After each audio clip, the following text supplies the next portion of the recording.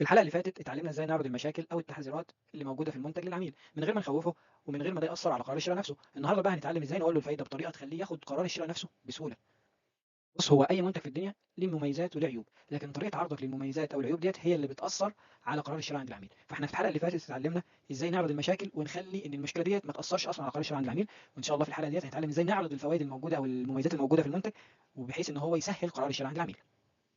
زي ما عودناكم ان احنا بنبدا بمثال. يعني انت مثلا لو جبت الميلاتونين واديته للعميل وقلت له ان الميلاتونين ده هرمون طبيعي بينظم السيركيديان ريزم، هوب على طول هتلاقيه بقى لك كده يقول لك سيركيديان ريزم. لا، ده انا اجيب حد فاهم بقى، اجيب حد كبير فاهم يعني ايه سيركيديان ريزم، ده انا هيتنصب عليا.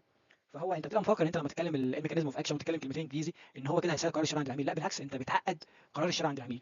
واضرب لك مثال بسيط. لو انت رايح تشتري لابتوب والبياع اللي واقف هناك هتلاقيه بيقول لك الهارد ده ميزته ان هو كور اي كذا، كور مثلا اي 7 جيل 10، الهارد اللي فيه اس اس دي مش، فانت اصلا وهو قاعد بيقول لك المواصفات قاعد يدي لك كده كل حاجه 3 حروف جنب بعض، انت تقول لا ده انا رايح اشتري اسال حد فاهم عن اللاب ده، او ان انا اسال حتى الشات جي بي تي او ادور على النت قبل ما اشتري، لان انا كده هيتنصب عليا. يعني ايه اس اس دي، يعني ايه كور اي 7، يعني ايه جيل 10، يعني ايه جيل الخامس، فانت بتبقى مش عارف. لكن هو بيقول لك لا والله الهارد اللي موجود فيه اس اس دي يعني سوليد ستيت، يعني نقل البيانات ما بيحتاجش اسلاك، فبنقل البيانات هيبقى اسرع، بدل ما انت تنقل مثلا الحاجه في 10 دقائق لا هتنقلها في دقيقه. فهو انت كده حولت له الكلام المعجز الانجليزي لفايده هو يحس بيها، ان هو انت لما تيجي تستعمل اللابتوب هتلاقيه شغال معاك سلس. فانت بتعرفه انت بتحول الحاجات الانجليزي او الحاجات المعصلجه، المعلومات الفنيه اللي موجوده في المنتج، لبنفيت، لفوائد. العميل هيستفاد ايه من البنفيتس دي؟ هو ما يهموش قوي يعني ايه سيركيديان ريزم، هو يهمه لما هو ينظم السيركيديان ريزم ايه اللي هيعود عليه كمريض.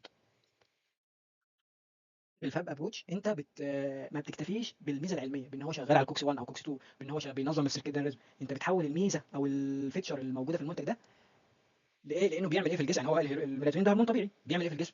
بينظم السيركيديان ريزم. طب ده هيعود عليا كمريض بايه؟ ان انا هنام مرتاح. فانت اهم حاجه تقولها في الموضوع ان انت ايه اللي انت تحس بيه لما هو ينظم لك سيركيديان ريزم، ان انت هتنام مرتاح. وهكذا بقى بقيه المنتجات.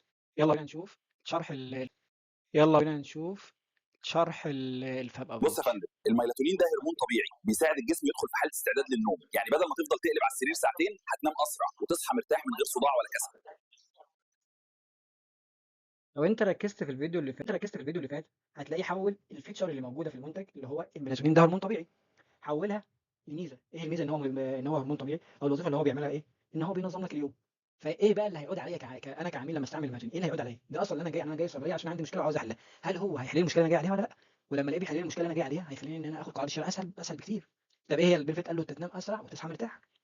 وهو ده اصلا ان انا جاي الصيدليه لان انا جاي ما بعرفش انام، وان نمت ما بكملش ساعتين على بعض. وده بيأثر ان انا على طول اليوم مصدع مش مركز، ما بعرفش اعمل تاسكات، ما الشغل مش مظبط معايا، ما بعرفش اعمل، على طول بزعق. فهو انا جاي عشان اظبط الموضوع ده كله. لما انت تقول ان هو بيظبط لي السيركيديان ريزم، انا ما اعرفش السيركيديان ريزم دي هتفيدني في المشاكل الموجوده عندي ولا لا. دورك انت انك تفهمه ان المميزات ديت ايه، هتحل له ايه من المشاكل اللي موجوده عنده. هو ما يهموش يعرف ان انت عارف فارما ولا لا، هو يهمه ان الحاجات اللي في المنتج ده هتحل لي المشاكل اللي انا جاي عليها ولا لا. لان هو في الاول والاخر هو جالك صيدليه عشان يحل هي مشكله عنده، تتحل بقى بالطريقه دي مش بالطريقه دي ما تهموش. هو المهم عنده ان المشكله اللي عنده تتحل. الفاب ابروتش بينفع لاي منتج مش للميلاتونين بس، اي منتج موجود في الصيدليه، سواء بقى هو تابلت، سواء هو كريم، او حتى البوسه. اي منتج موجود في الصيدليه ينفع تطبق عليه الفاب تكنيك، او ممكن اسمه فابيولاس ابروتش. فانت بتبدا بالمنتج وبعدين تقول المنتج ده بيعمل ايه، والحاجات اللي بيعملها هتعود على العميل بايه. اهم حاجه هتعود على العميل بايه. لو انت عملت الموضوع ده بالظبط ده هتسهل قرار الشراء عند العميل، وهتخلي العميل يشتري المنتج. لو المحتوى عجبك تابعني عشان الحلقه الجايه هنتعلم ازاي نبيع المنتج من غير ما نقول ولا كلمه. ولو المحتوى عجبكم اعمل فولو عشان تتابع جميع الحلقات.